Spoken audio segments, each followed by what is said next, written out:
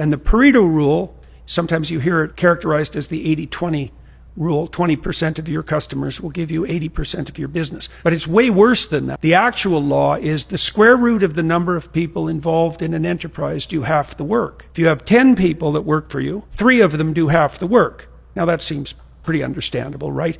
If you have 100, 10 of them do half the work. And if you have 10,000, 100 of them do half the work. I don't think that's true.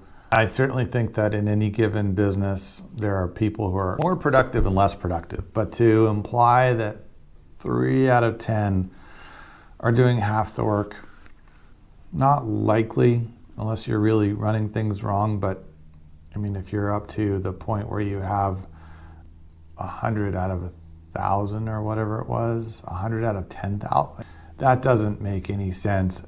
It's not really the way the world works. The principle, I think, was a shorthand to give you a rough idea of how things a lot of times break down. A lot of times there is a certain 80-20 to things going on in the world, but to suggest that 20% of the people in an organization even, and he's saying it's worse because of the actual formula with square roots, but even to suggest that 20% of the people in an organization do 80% of the work, or even half the work, I think is inaccurate and not really taking into account how things work. I guarantee, in fact, that if you had a business with 100 people and 80 of them left, you would be a lot worse off than just having half the work not getting done.